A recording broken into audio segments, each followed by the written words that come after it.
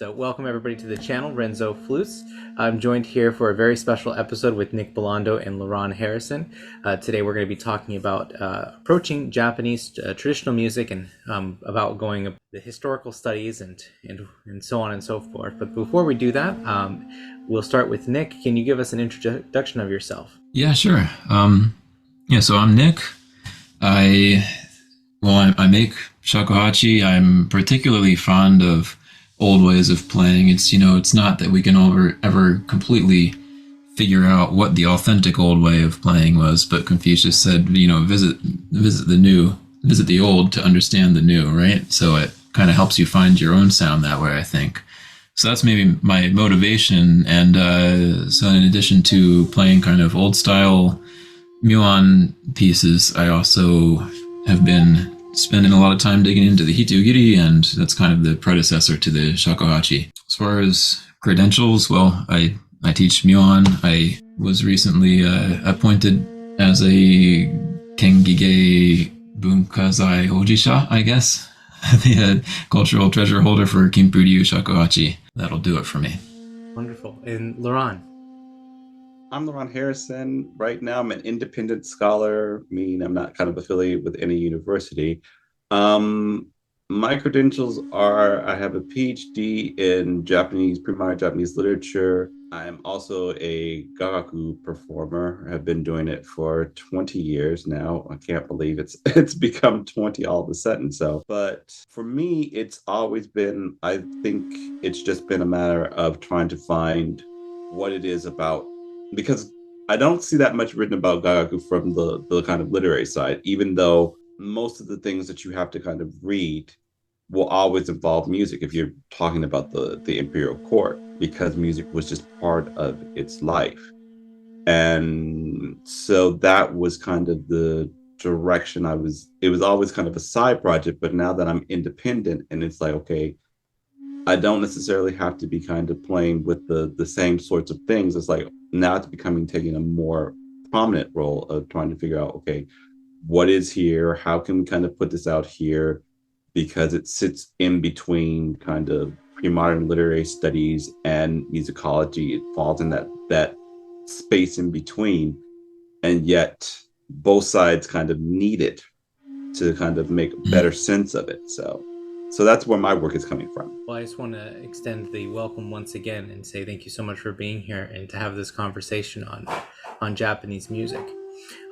So let's begin it with, well, where did the interest of Japanese music for both of you first come in, and when that interest hit, what was your methodology or process of going to discover more about it?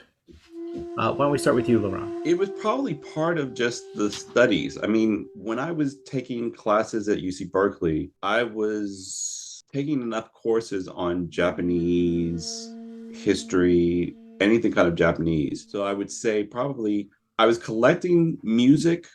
So I was collecting, shakuhachi, koto, gagaku CDs and listening to them. The formal kind of instruction didn't come till senior year. That's when Q Deferenti was at Berkeley and teaching the music of Japan class. And so that, where the kind of formal instruction came. Born and raised in LA. So I would always see kind of Japanese music around. And when it came to traditional stuff, it was always kind of sankyoku. It was shamisen, shakuhachi, koto. And so I was always, the question kind of came in my head is like, is there more than this?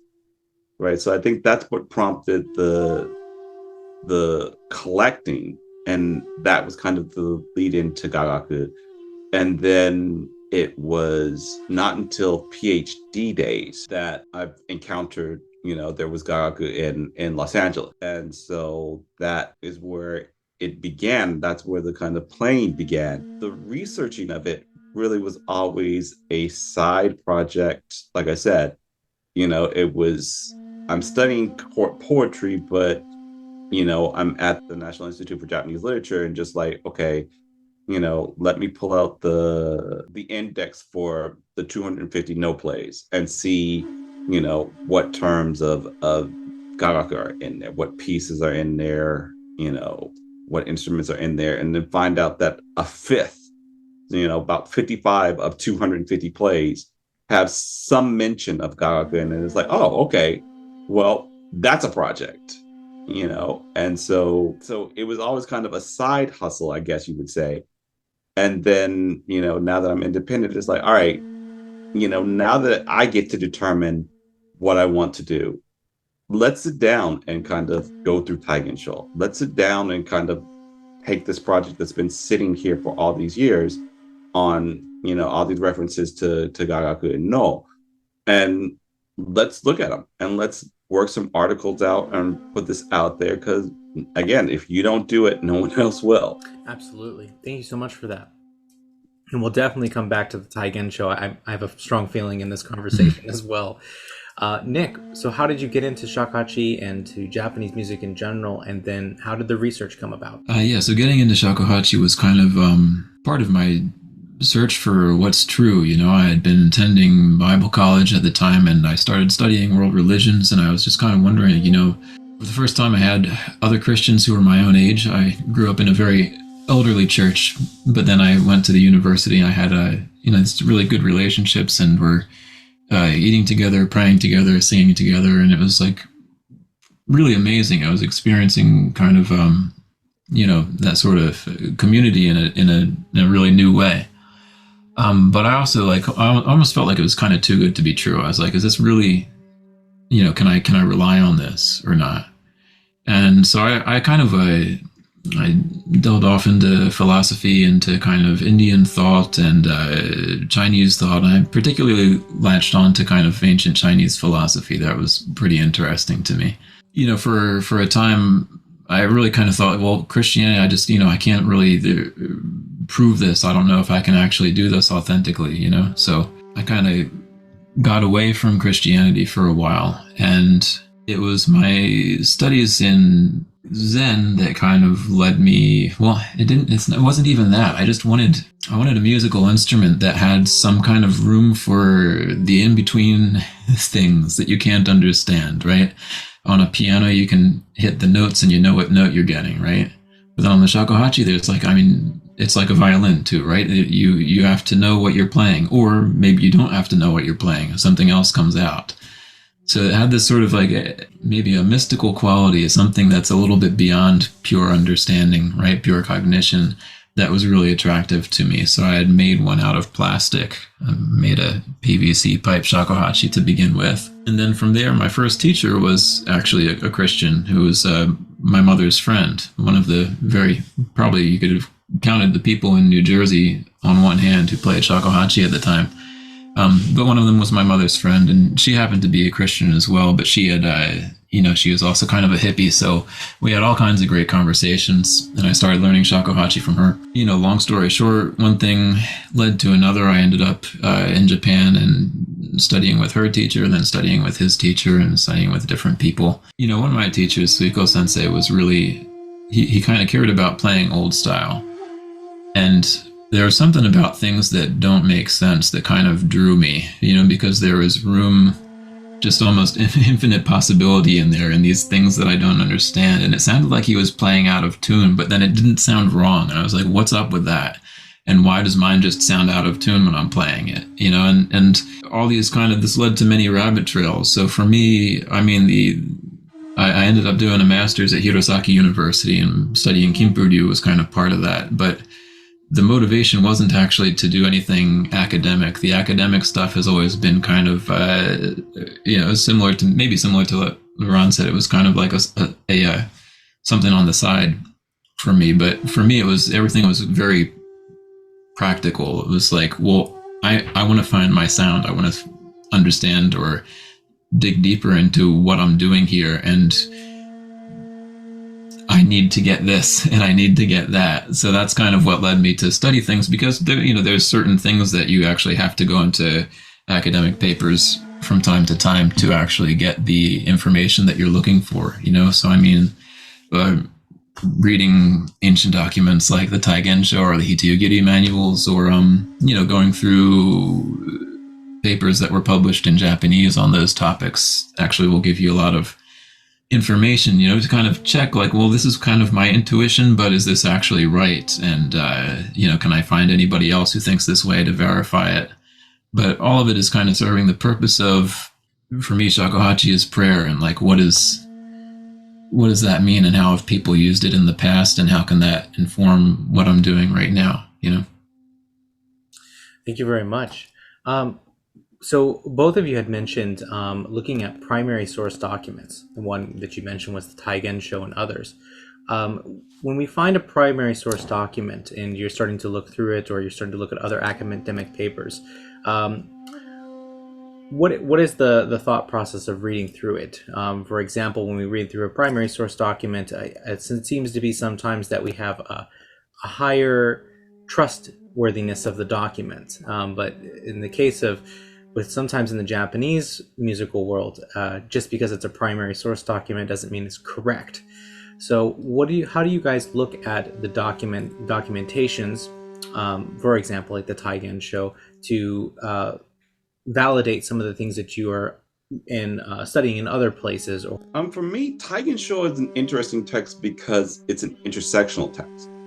Mm, And when I kind of started working on it, I wanted to translate it because there's an absence. I mean, part of it is for me that the scholarship is about making Gagaku have a space in there. I mean, my first article on Gagaku, Gagaku in place and practice, I'm arguing that, when it comes to the way kind of Japanese have set it up and academics have set it up, Gagaku is kind of in this null space, right?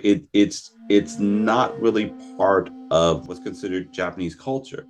It only happens when something kind of comes out, when there's some, ensemble like Reigakusha or some performer is kind of coming through, that all of a sudden,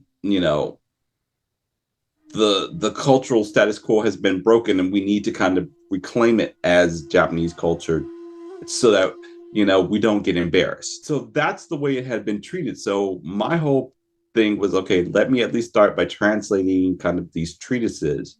And it was translating Taigen Show, and then the idea was maybe excerpts from Taigen Show, Kyokun Show, and Gakkaroku, to kind of put it out there in these treatises, because you can find a lot of the treatises of No, a lot of the treatises of Zami have been translated. The Actors and Elect for Kabuki has been translated. So you can find a lot of things that have been translated, but nothing for court music. So that's originally how it began. And for me, like I said, Muniaki, just as a person coming from that kind of literary tradition, was a person because he was a court musician. He was a poet. He was friends with kind of the major poets at the time. He himself wrote a anthology of poetry. His poetry, he compiled it into an anthology. So, he was also a painter, so correct? I don't know if he was a painter. I know he was a poet. So that I know. So he was a poet, and there's definitely record of that. But again, so there's court music, poetry. Then there's the kind of Nichiren Buddhism side of it, because all the things are signed with Namu Yoho Renge-kyo, Mm. right? And there are sections of it that specifically talk about Nichiren.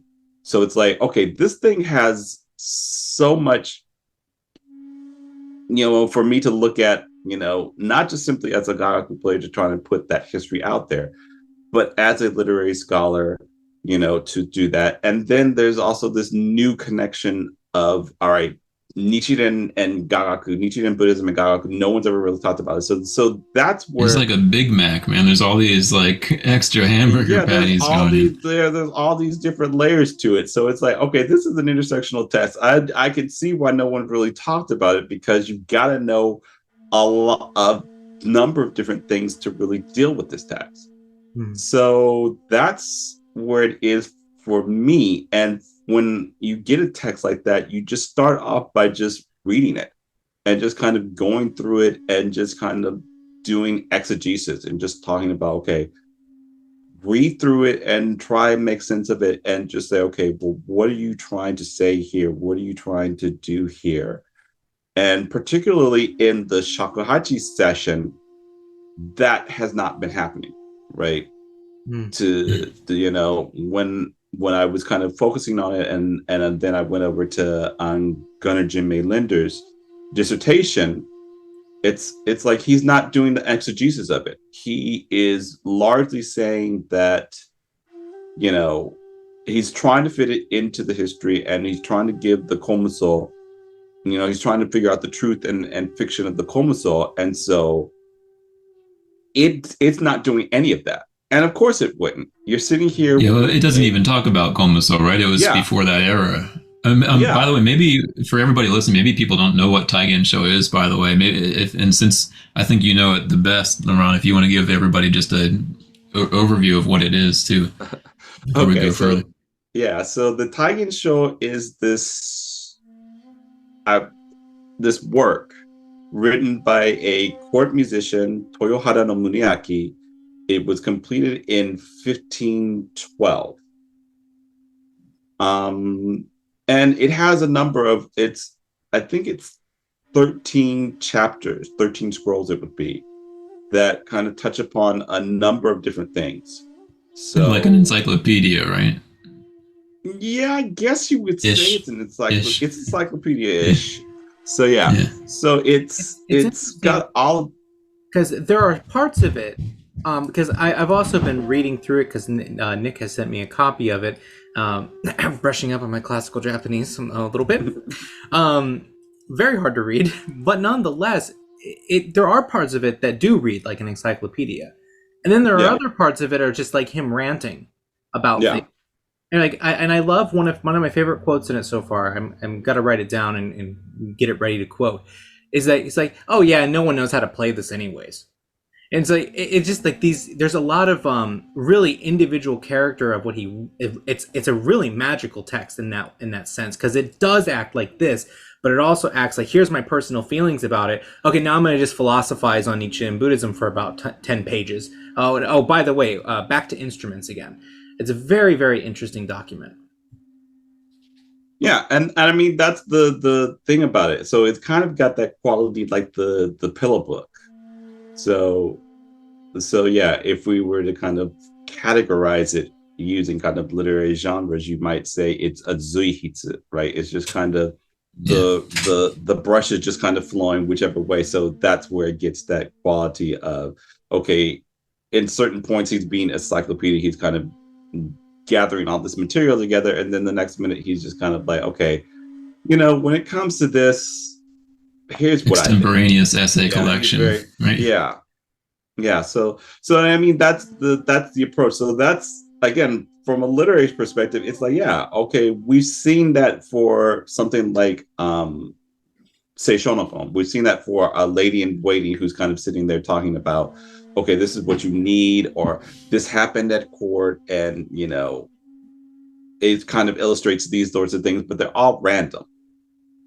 But no one's really seen a text like that for music. So that's one of the things about it that really intrigues me, because it's like, okay, yeah, so here's a court musician that's kind of actually doing that. Because the earlier work, the Kyokun show, which is from the 13th century, is really just a compendium. It kind of goes through and lists all the different pieces that were played at the time, and then it kind of closes out with, okay, these are the instruments. So it's very much more a compendium of the music, whereas Taigen Show is this kind of, it's going all over the place. The other big treatise, the third treatise that appears in the Edo period, the Gakkaroku, um, is again kind of like Kyokun Show. So it's very much listing out kind of what it is, and also dealing with how to play the music at the time. So Taigen Show is really this interesting one, because like we said, it is this kind of off the cuff. It can be encyclopedic one minute, it can be, extemporaneous the next minute. In this kind of I'm only so familiar with I haven't read any manuals about no or kabuki or gagaku, and I've only done section readings of documents like the Taigen on places that pertain to me. So the Shakuhachi portion is what I've read and what I continue to work on and translate and do my best to figure out what's going on there. in your studies of looking through the Taigen show and maybe looking at Edo documents and so on, are there things that go, oops, there's a contradiction here. This doesn't line up. Now we're talking something different. There's a major change in the way that they're approaching the music. Of those three, I think each of them, my argument is that they each come out of their own specific time and place and needs. The Kyokun Show is written, you know, by Komano Chikazane. He's in the Kofukuji at Nara, so down by you. Um, so so he's not really in a place. His whole position as there is just to kind of keep the music going for whatever Kofukuji and Kasuga Jinja need. So there's no real pressing need to do anything else. So that's his kind of job, and that shapes Kyokunsho as being this kind of compendium of, okay, these are all the pieces that we play through. For Muniaki, what happens to him? He's born in 1450. 1467 is the Onin Noran, right? Is the Onin War. The capital becomes a battlefield, and so the inherent thing for him is that all of this music, everything could have been lost because the capital becomes a battlefield for a decade. And when I started translating the introduction, he just simply says that. He's like, okay, in the first month, you know, the Hatakeyama brother went down to the shrine down here, set up camp, and the war broke out. And all of a sudden it was war, and then all of a sudden it wasn't. Right. So to him, it was like a spontaneous thing. It was like, okay, whatever beef was going on between the Hatakeyama family, right? It got to the point that the brother just set up camp and was like, okay, let's go, let's fight. And then all of a sudden it ended. But it still hit him with this idea that, okay, yeah, we could have lost everything. So once he kind of makes it through life and kind of gets to the point where he's an older man, he's like, okay, let me sit down and put all of that I know, all that I've been through down on paper and record it and try and preserve it for, you know, posterity, for the generations after. So that's why Taigen Show has its quality, and Gakaruka has its quality because it's Abe who's kind of moved to Edo, and now it's like, okay, we're outside of the capital, we're outside, and we have to play this music, and we have to do it for all these different, you know, events. So it's more pertaining to, okay, when you have to do this or when you have to do this. So it's very much the practicum. And that's still the important part. What people in the Gagaku world kind of look at is, okay, he's saying when you have this type of ceremony, this is what you're supposed to do, or this is how the Hichiriki or the Shakuhachi or the Yuteki or the Sho, this is how they're supposed to be playing for this type of event. So they each come from, you know, different places. And I think because Muniaki had gone through the Onin War and was really trying to collect everything to preserve it, that is kind of what is important to him. And that's what gives it a bit of its quality. It also helps that, you know, he was, you know, a student of the major court figure at the time and friends with kind of major link verse poet at the time, and they were all composing poetry. So that also kind of clouds it because, you know, yeah, there are all these poems in here, and I'm like, yeah. So that was eventually my kind of end, was to kind of like, oh yeah, there's all this poetry in here, so let me at least just start with that. But now it's become like, okay, yeah, this thing has so much more going on to it. It's like, okay, yeah, this is something you could be studying for the rest of your life with Taigen Show. Absolutely. And that was one of the major things that I noticed, is that I'd be reading through it, and then I get to a point and I go, this isn't Japanese anymore. And it's not Kanbun. This is like a quote of a famous Chinese poet that he's, you know, referencing in this part. And this is one of the things that I was like, also there are lots of dialogue in there too. where I had to learn, I had to go look up what does it mean to wet one's robes. Are they peeing themselves at night or something? It's like, no, this is a tears flowing and Yeah. sadness. I'm like, oh, okay. Then there's really colorful language in there that um, it really expresses what the music is supposed to be doing and what it's supposed to be giving to the audience member, or to just the people who they're playing for, not even necessarily as a concert format, as we can kind of get ourselves locked into as Westerners, as saying like, oh, these performances are, there's a bunch of people gathered to watch it. Well, not necessarily, and the case for the music that we're talking about. Nick, what are some of your thoughts in light of some of the things that LeRon is saying about the Taigen show? Well, I wanted to ask LeRon about some of the other documents he was talking about, because I haven't read through Kyokun Show or Gakaroku really at all. So I was kind of curious as to what you found in there on the Hitogiri, if anything, and if you've noticed anything in particular, um, Um, being that I they're know it's earlier. Yeah, I know it's mentioned. They kind of talk about it a little bit in Kyokusho. I have to get Kyokusho. I have to get my Kyokusho out of storage to go back and see what it said specifically. Gakaroku, I've kind of just scanned through, Mm. but I don't think it was as much a factor in there. By Gakaroku times, that's Abe writing in 1690. So by then, I think you're starting to get into, where you're starting to have the Komiso and they are wandering around, throughout Mm. Japan. So I don't think it would be part of that. And again, he was much more in the scene of trying to play court music in Edo.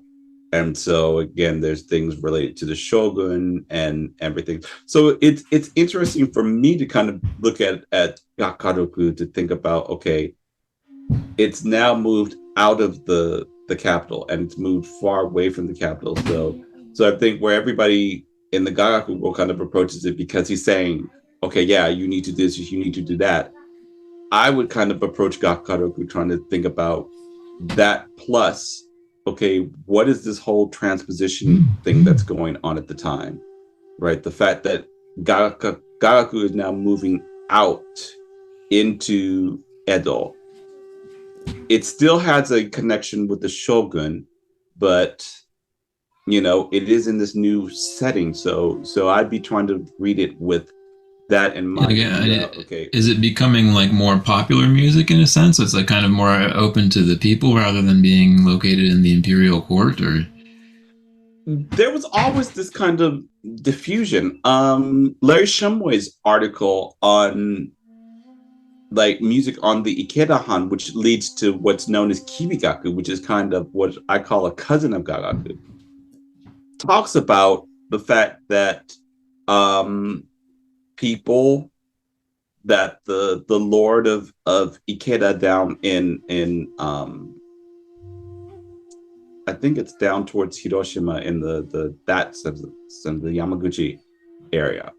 That he basically was like, okay, if it comes to music, we need to kind of be his Neo Confucian. So he's like, okay, shakuhachi, shamisen, all that vulgar music cannot be performed. What we need is court music. That's the proper, Confucian style music. And so he sends, people to get trained in the court, and then they kind of set up a school to promote Gagaku and teach Gagaku. And so they do that all throughout the Edo period. It kind of gets dissolved in the early Meiji period, but then they kind of keep playing it, and that's eventually what's become known nowadays as Kibigaku.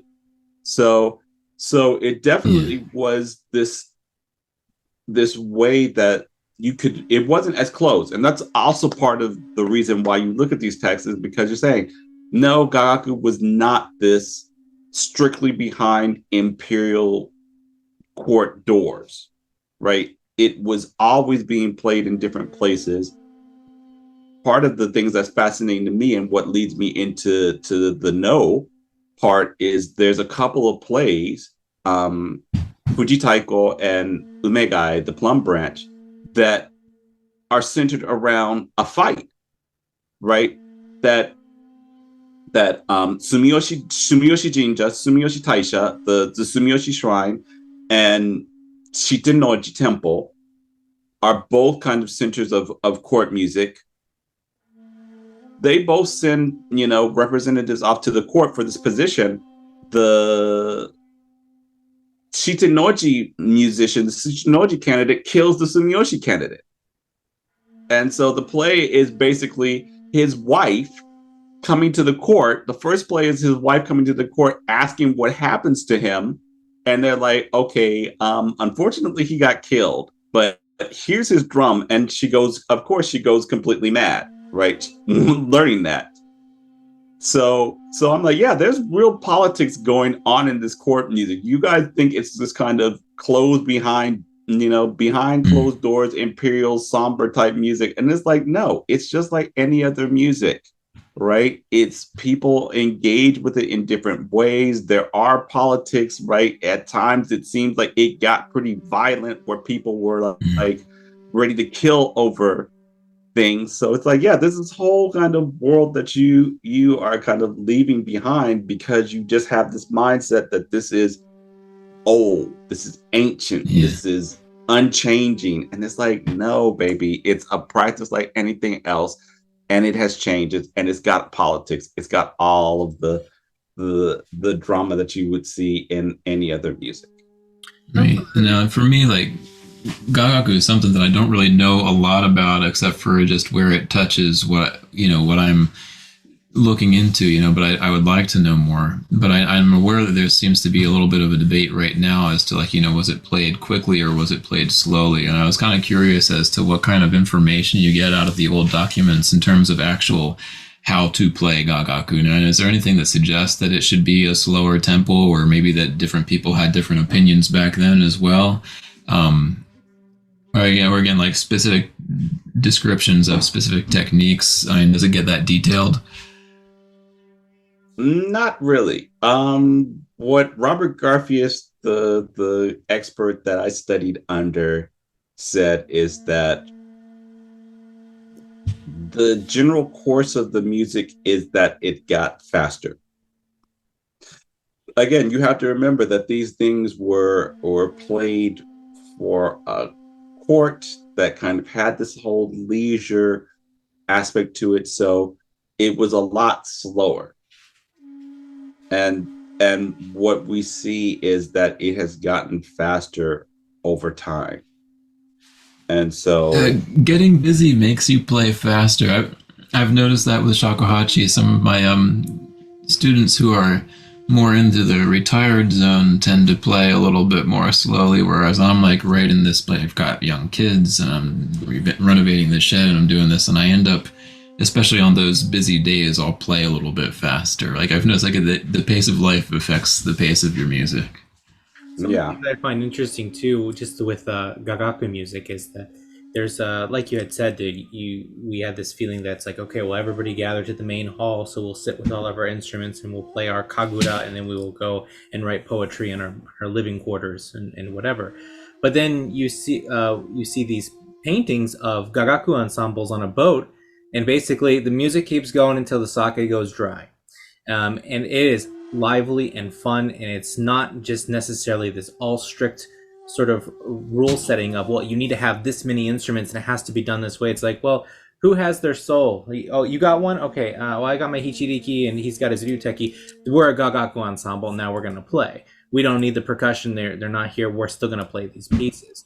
And so there, one of the things that you had told me, I think maybe not 2 or 3 years ago when we spoke, is that Gagaku wasn't so formalized as how it is today. It seems where it's like, this is the ensemble. You don't have a dadaiko. Well, you're not even an ensemble then. That's not how it worked at all back in the ancient world. And that's why I was asking that question about when you find these different historical documents and what do you see that's different within them. Mainly just, let's say, well, what is an ensemble in the Gagaku eyes, like for these people? When Edo people, the Edo mind is seeing a Gagaku ensemble, are they saying, yes, it must have all of these elements for it to be a performance? Versus in the Heian period, it's like, well, two people got together and they played, and that's a gagaku ensemble. So I wouldn't say it was an ensemble. It was just a performance. And again, that's the unique thing about it. But yeah, it's definitely there was the sense of jamming. There was the sense of okay, yeah. And again, part of it was because it was romantic. Is you see kind of things like in the Tale of Genji, Yes. particularly right where 37th in chapter. the Uji, in the Uji chapter when Kaoru first kind of spots Oigimi and Nakanokimi, right? They're sitting there playing the instruments, right? And so you definitely see these moments of okay, you know, if somebody is playing, if some woman is playing, you know, biwa and a courtier kind of is strolling by and does just happen to have his yuteki and starts to play an accompaniment with it, and it's like okay, there's that sense of interaction with it. So yeah, it's a good question to think about. You know, what was the? I think I would phrase it as, what was the understanding of gagaku in each period?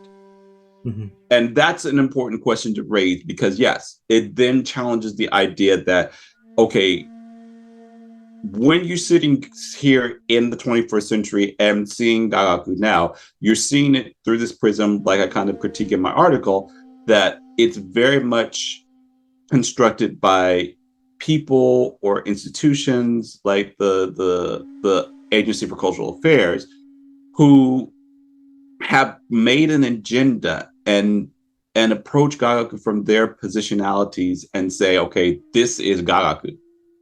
And it's like, that's their version of gagaku, right? There are always these multiple competing versions of gagaku. And especially for someone who practices it, those ideas will not sync up because it's usually somebody who has nothing to do with the practice, right? Who has no idea of the practice, trying to set the definition. And it's like a practitioner is going to be like, no, that's not how that happens. That's not how that works, right? And again, then when you actually start to go through the practice and look at the history of the practice, it's like, yeah, you're starting to see, okay, there's different groups, there's different communities, people have different ideas because they come together around the practice, but they come together for different reasons or, you know, are connecting on different levels. And so that will also shape, you know, what works and what doesn't work. And so, yeah, so you have all these multiple versions of the music, but nowadays we want to try and typecast it and keep it to just kind of the image that we know best, especially for people who are outside of it. And, you know, this is the way they kind of deal with it and just kind of move on. Yeah, no one's trying to kill anybody over gagaku, it seems, these days. But but I also find this very interesting too, because this is very much like in the Shakuhachi world too. There's so many different epochs of the Shakuhachi life, and like what our friend in the Taigen show was mentioning is that as it pertains to the Gagaku Shakuhachi, even by his day in 1512, no one knew how to play it since the days of Shirakawa. And so there are some of these things that are lost, and that it seems that are probably unlikely to be recovered unless they are hidden in some, you know, somebody's attic somewhere, which happens quite often in Japan. But also what is considered to be authentic within those time periods, and even that there even might seem to be multiple different authentic ways to approach something in these time periods, and we're only getting one perspective at that time, which makes it also even more fun and difficult. Nick, what are your thoughts on this, especially as playing shakuhachi in multiple versions of the shakuhachi and looking at those different time periods? Sometimes the past isn't so different from the present either, right? There's always kind of a multiplicity, right, and a variety of different things happening at once, right? Like, so is the shakuhachi a spiritual tool, or is it just for music, or is it something in between? And like, well, probably yes, right? I mean, when you look in the Edo area, had the kinkos who were, they were operating out of temples, but they were teaching lay people to play the shakuhachi, and they were making money off of it, I mean, so it was kind of it had its musical attraction. There was also the shakuhachi of the city versus the shakuhachi of the country. And there were also people who were maybe playing shakuhachi just because they could be anonymous and maybe they had bad intentions. They wanted to do burglars. That's my academic language for you there. They wanted to, they want to do something illegal, right? Um, or maybe other people were some of the Christians from the revolt who were looking to escape persecution, or other people really were kind of looking for something deeper and seeking truth through sound because you generally couldn't speak your mind in the Edo era because you might be killed if you had the wrong opinion, right? So, I mean, it's probably a whole lot of motivations and temperaments happening all at once. And, cultures do shift, so the kind of the focus of the instrument might change in terms of the way it's popularly understood. But there's always, human personalities are always going to have some variation between them, and human motivations and aspirations are always going to be a little bit different too. And let's also not forget the Sankyoku element too in the late Edo, and seeing some of those things, and also some of the pieces even showing up in kabuki plays as well. And also, of course, the transition between the Hitoyogiri and its music over into the Miyakobushi scale and a lot of the more common Edo period scales, instead of the modal music as well. Also, the types of people playing it too. It's very interesting to see social fluidity, or like how we can have someone who's lower class and moving up, and someone who's upper class and moving down. And that social mobility was something that when I was learning about Japanese history within college, that was like, oh, that never happened. Then why is it happening here, in there, and over there? Something's not right. And so it seems like also from one perspective of a historian who's looking at maybe battles and specifically looking at shogunate culture, they see this one thing, but they're also not seeing everything else that's also happening in people actually moving up the ranks through either adoption or through special skill set and what have you. And then to add to it, right, that was happening in the Muromachi period. I mean, again, I kind of hint at it a little bit, but Muniaki was friends with Socho, right? Socho, who was the Ringa master, one of the great Ringa masters, and was traveling to all these different places. And so, it comes out of the work that Mac Horton has done on the Journal of Socho, where he's documenting all of his travels during the Warring States period. And he, is going to this castle, and he's like, oh yeah, this lord asked me to come, compose poetry with him. And then, he's like, okay, I'm on the road again, and literally there's a battle happening in front of me in the road. I cannot go any further. Right. So, but that Muromachi period was definitely that same sort of kind of, you had high and low kind of intermingling together. Right. So that was that same sort of situation. It just changes in Edo in that it's the shogunate trying to make sure that doesn't happen. And it's like, it's going to happen anyhow. Right. People are going to do this. It's like the more rules you kind of put on people, the more people are going to say, you know what? No, I'm not going to follow that. I want to go over here and I'm going to figure out a way to do that. So Edo, it was kind of that containment and then trying to break out of the containment. Whereas in the Muromachi period, it was definitely like, yeah, all these people kind of interact with each other. And the shogun kind of likes these, entertainers that essentially would be considered, hinin, not persons. But he likes that entertainment. And next thing you know, Zeami and Zoami are kind of in the same circles as the shogun and the imperial court, when they at one time would not be allowed in that space. Would you say that those sort of kind of views that we get of social immobility come from mainly what's on paper from Tokugawa rather than actually what's in the historical documentation of people that lived in that time? So I would probably say there is it is as much about what happened at the time and what happens, in people looking back at that time. I would think that's where a lot of that social immobility comes from. Is there's clearly the sense of, even with the court, right? They write the kind of document saying, oh, well, you court nobles, you just sit there and do your kind of courtly things and just sit there and keep your court arts and keep your family traditions and do all that stuff. Of course, that's what's said on paper, but how do you bring that about in real life? And so that's, that disjunction of, you can say it, saying it is one thing, doing it is another thing, right? So I think that's what's happening at the time. And then it's, now that we're some centuries removed from that time, we go into it with our prejudices and our we think it's this way, and we want to find things that prove that. And particularly, like in the Shakuhachi situation, what I've seen kind of reading about it is that the historians kind of there are historians that want the Komuso to be everything and to be the defining element of Shakuhachi.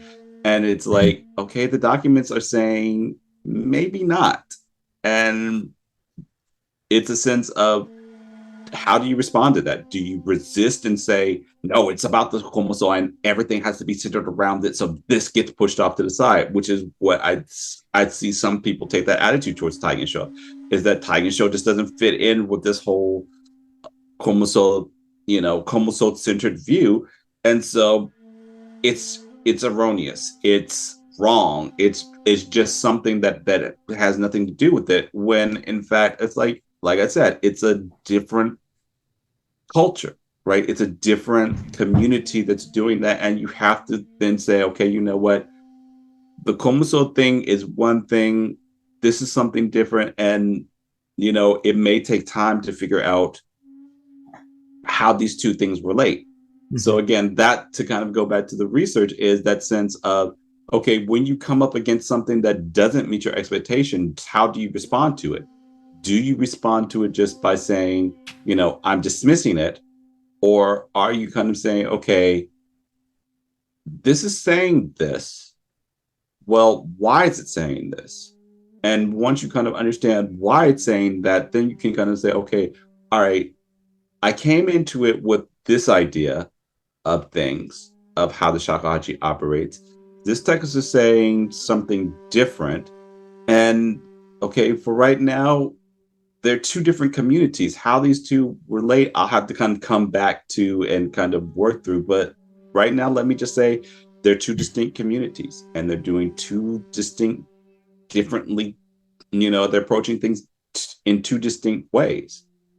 And that's good enough. I think sometimes they forget that, to kind of go back to Nick's kind of notion of ancient Chinese philosophy. Even in there, they're just kind of like, okay, if they're doing the same sort of historical work, they're kind of like, okay, the documents don't say anything about that. And they'll just leave it at that. They're like, okay, there's a hole in the historical records when it comes to this matter. And that's a thing when some people have to kind of relearn, is the wisdom just to say, okay, yeah, when it comes to this is all it says. That's it.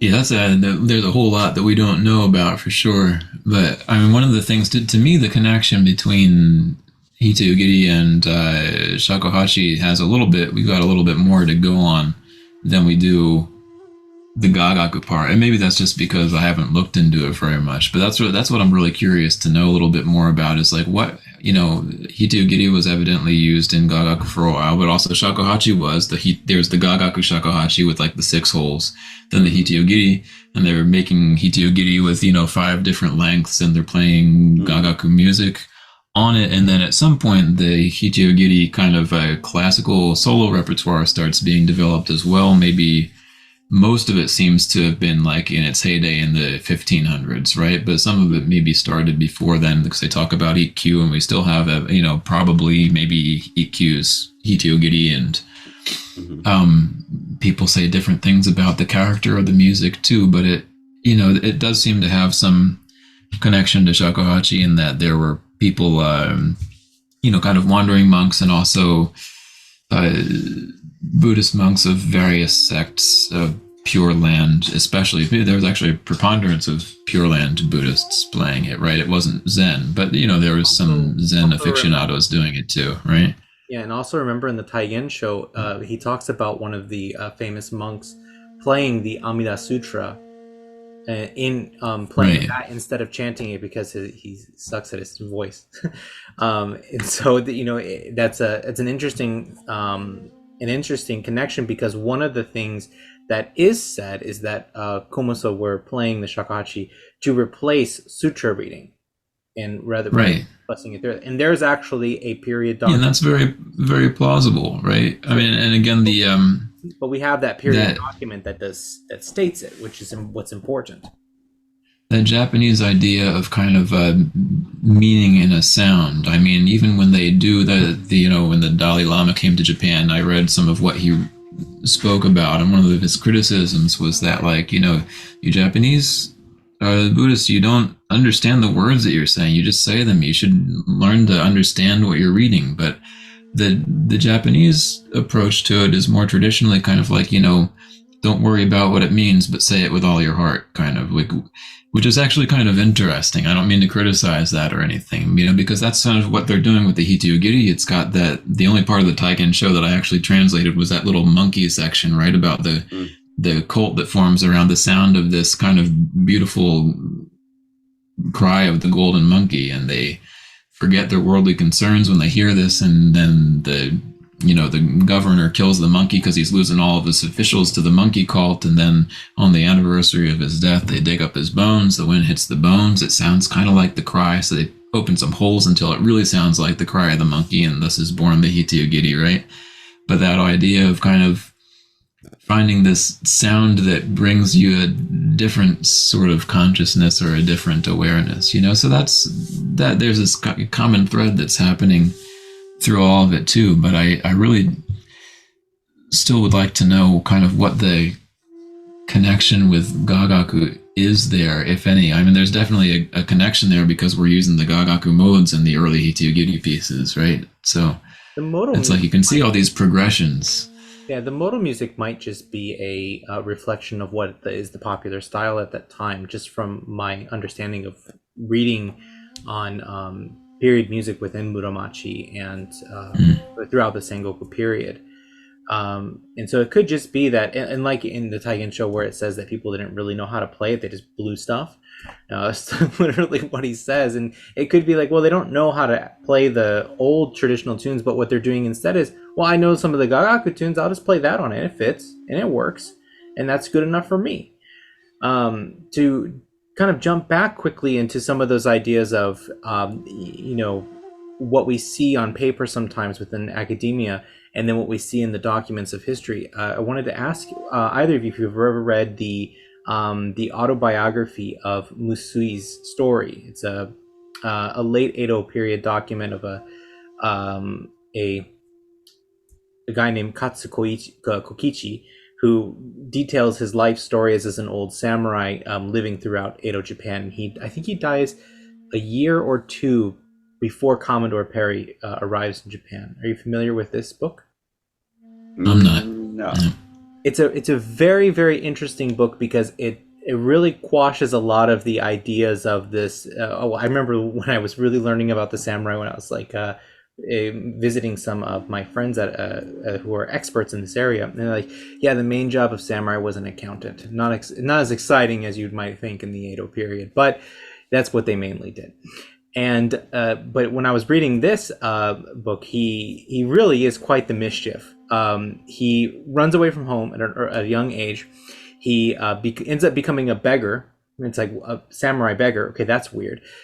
He goes up and has like ends up starting having silk robes and silk clothes and fine obis, to only losing it in a bar fight because he lost at a game of Yakuza and with some of the local gangs, and then tries to deal swords and whatever.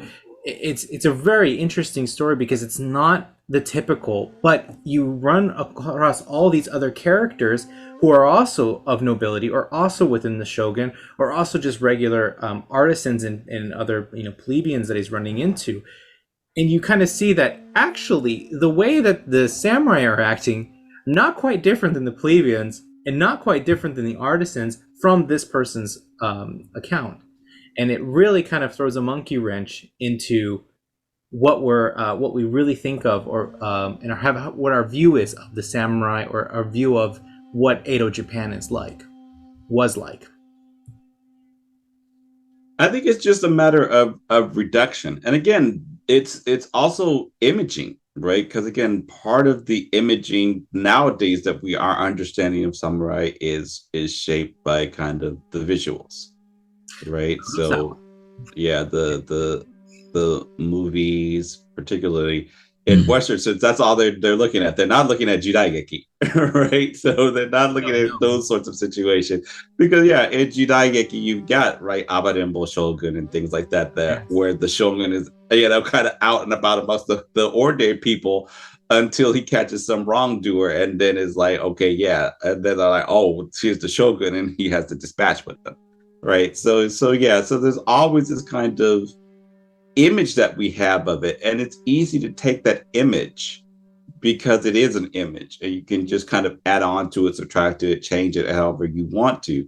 But yeah, that image has kind of been developed, and then when you actually kind of have to go back to the source kind of says, no, that's not the image, right? That's not what was really happening. So yeah, it's always that issue of knowledge becomes sedimented and gets built upon, and you have to kind of go back to the sources to make sure, okay, are we depicting this correctly, are we depicting this accurately, or has the image just gotten so prevalent that it's just become disconnected to the actual historical facts of what was going on at the time.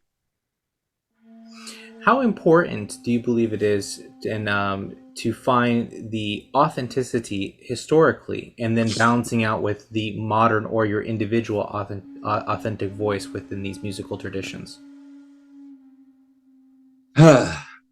I saw your discussion with the Bachido people about this, and when that issue came up, I was like, it's a complicated issue. Mm-hmm. It's a complicated issue. I mean, it's up to the person. I take it from the sense of defining everything, all of these musics as practices, and every practice has a history. Mm-hmm. It's just a question of how much does that history mean to you. So I move away from the authenticity situation, and I'm saying, okay, the practice that you engage in, whether it's shakuhachi, whether it's gagaku, whether it's koto, whether it's shamisen, it has a history, right? It has a history because it is here, and people have carried it and practiced it over that time. The question to each individual is, how much is that history important to you, right? To some people, it's not, right? To some people, it can absolutely be have no bearing on them, and that's perfectly fine because it is a practice. That's the nature of a practice. To others, it is the end all and be all, right? To try and be as keeping with the historical continuity and historical kind of playing as others. But again, it's up to the individual, right? The practice, the dictum that I come to, the practice is personal, right? And so again, that means no two people will approach it in exactly the same way. It's whatever is up to that individual and how they choose to relate to the practice and its history. Nick, what are your thoughts on this? Yeah, I like old things. I mean, you can criticize it, you can say like, well, you're never gonna know what people played like in the 1600s. And maybe that's true. But there's also there's aspects where the human heart doesn't really change in its most fundamental ways, I think, right? I mean, somebody living in Japan 500 years ago versus somebody living in the United States today. If you can get down to those things that make you human, whatever those are, you find something that's similar, you know? And those are the kind of things, I guess, that I'm kind of looking for. You know, I really think that the essence of Hitoyogiri pieces or Shakuhachi pieces is to express yourself. But then there's a lot of different ways to express yourself, right? You can you can express yourself in a very bombastic way or a very, I don't know. For example, let's say I remember being younger and taking a piano and holding down the sustain pedal and like playing a chord and arpeggiating it and smoking a little marijuana and listening to those sounds going, I'm like, wow, I'm awesome at piano. Like these are, you know, but I'm not awesome at piano. That's the thing, because that kind of stuff actually gets pretty bored. So like, pretty boring. I'm sorry. When you're looking for depth of expression, there's definitely something to learn from looking at old ways of doing things. No matter, you know, and again, maybe we can't get 100%, but maybe we can get something out of there. Mm-hmm. And that'll give us a hint into the present, you know? Mm-hmm. So that's kind of, I guess that's sort of what I'm looking for, you know? I mean, these things have been refined for hundreds of years, and there have been many different people playing them in many different ways. But I think all these people, whatever they've left us behind, they're generally good teachers, because they give us a snapshot of at least one person who has played and given us a little bit of a hint as to how they played and what was their philosophy behind playing, right? And so the Hitoyogiri manuals give us a little bit of that. And you know, at the end of the day, I'm looking for my sound, right? But you know, you don't create yourself in a vacuum. Right, we're a kind of composite of all the other people around us, and you know, kind of surrounding ourselves with new people and with old people. I mean, sometimes my best friends and best teachers are people who are already dead. You know, I remember having a similar conversation with a friend who is Russian Orthodox, and we were talking about how, like, man, it doesn't seem like there's any really good teachers of the faith these days. And he's like, yeah, sometimes the best teachers are in books. You know. And sometimes that's true. Doesn't have to always be true, but I mean, there's something you can get there that you can't always get here. So I'm glad for all of existence. Absolutely, and I definitely agree that sometimes the greatest teachers are in books. You mentioned church history, and the writings of Augustine and Jerome are wonderful educational material. That you know. Yeah, right. You read about monastic Christianity from like 1,500 years ago, and you get a very different picture. But I mean, like, I talk about deepening your faith, and kind of, if you want to get beyond just the very small cultural lens that you have, where, you know, oh, we're Americans, so we just play. You know, we don't spend time learning classics. We got 3 chords, and then we can play. And actually, that ends up producing some really interesting stuff sometimes too. But it's not all the story. And you know, there's an interesting thing too that I was also reminded. It was in a orchestra rehearsal when I was in high school. We were playing Beethoven's Third, and we had a guest conductor come in, and he said, "So who knows anything about the French Revolution?" Like, everybody, just like, you could hear everybody's go, "Oh, I know nothing about that." It's like, well, the piece that you're playing is all about that, so you should read something about it, or at least look at the accounts of what happened during the French Revolution, so you understand what this piece is coming from in its historical context. So when Master of the House, Master. Oh wait, no, I'm sorry.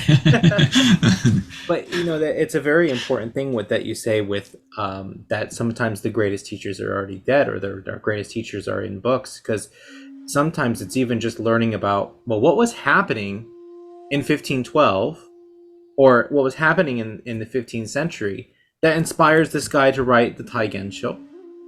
For what reasons? What is he trying to do this for? That's like the impetus behind his actions are really important too.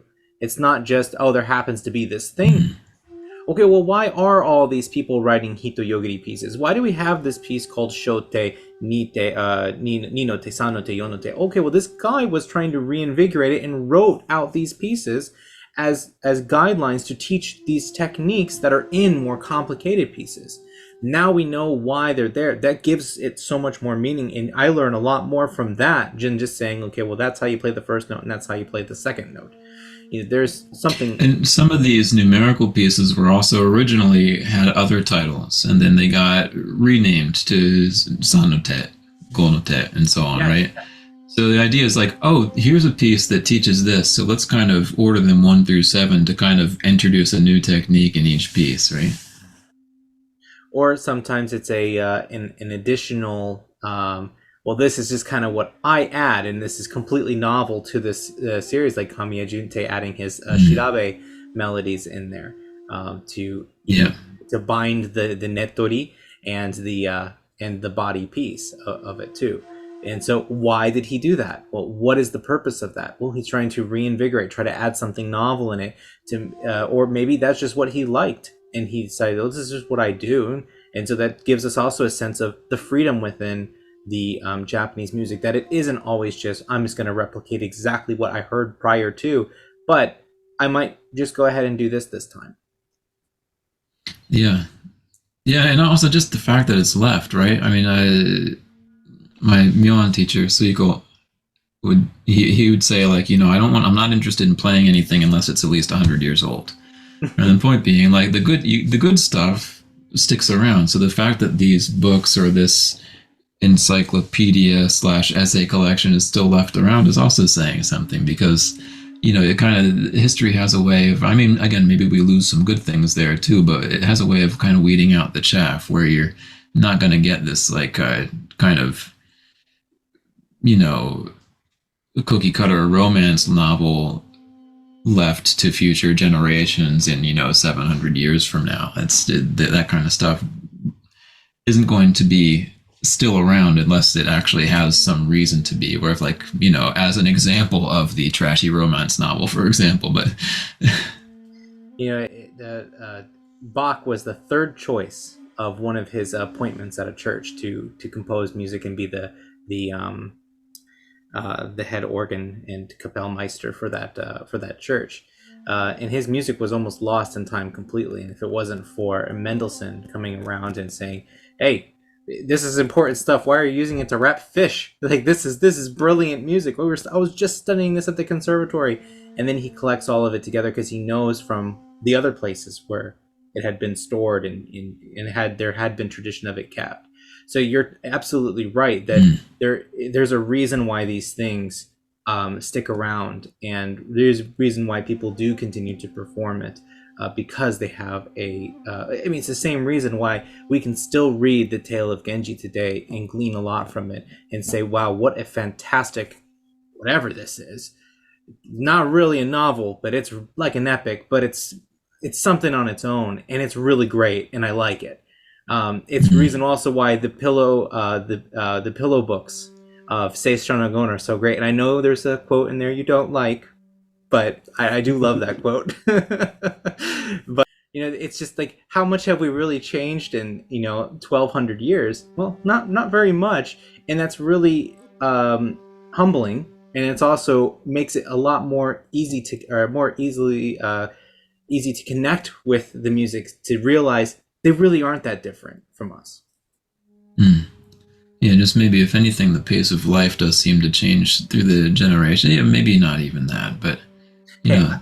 There's people that are upset when Google doesn't load at 0.0001 seconds. So I definitely think pace of life is probably the biggest difference between us. And though the pace of life now moves so quickly, we get so much less done. I look at the output of a composer like Telemann, over 3,000 volumed works.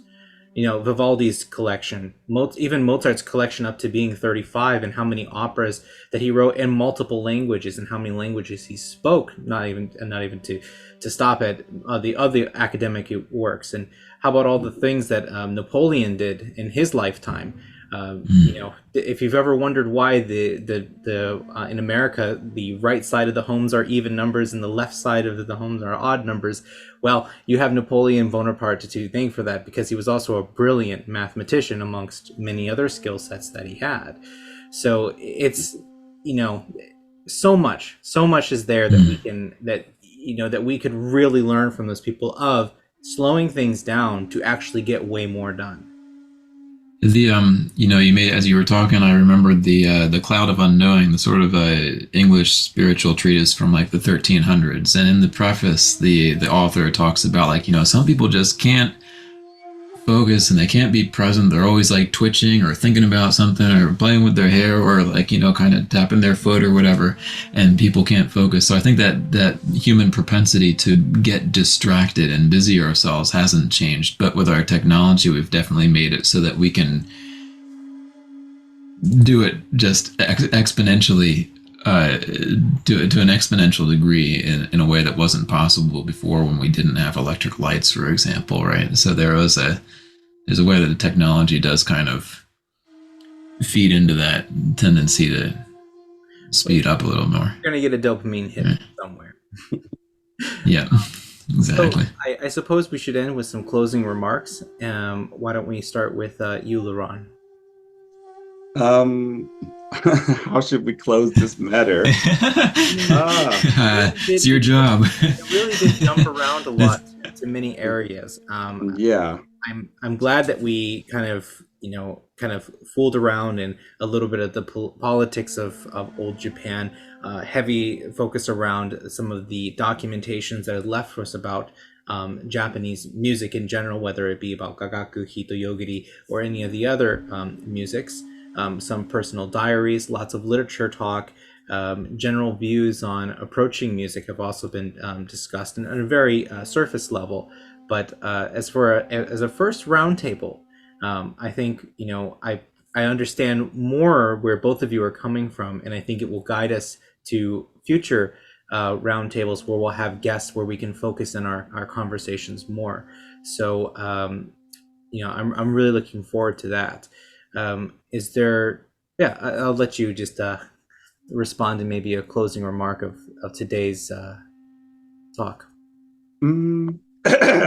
Again, if I had to sum it up, I would say like the dictum that I came up with. The practice is personal, right? I think that might be the best way to say it. We're all kind of approaching our various things, from ways that are what's interesting to us, right? And that's always going to be the case, right? Is that the practice is personal, right? It's driven by what you want to make of it. So that I would say would be my takeaway. Awesome. And Nick? For me, something, because we kind of started off talking about academics or academia maybe, personally it's always, I've published a couple papers, but it's always been kind of just to support my quest for a sound, and that's sort of where I'm coming from. But at the same time, I've always, I've had kind of mixed feelings about academia, because I know there's a tendency that I've observed for people to kind of, especially who are in the university scene, there's often like a set of things that you have to study and a set of stances that you have to take if you want to get published and if you want to move up in the world. And also lots of times people are kind of removed from the subject that they're studying. Again, not always, but in many cases that I've observed anyway.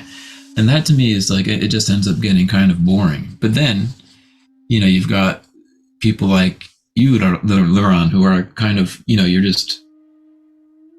you're brilliant and you've got all this like kind of very specific knowledge from various genres that you're putting together. And instead of, trying to fit yourself into like, well, where's the ethnomusicology conversation going right now so I can get more papers published so I can get tenure or something, you're doing what you're interested in. And that's what makes that's where academia becomes interesting to me. That's where it also starts to pull other people in. It's like, oh, they're talking about something interesting just because it's interesting.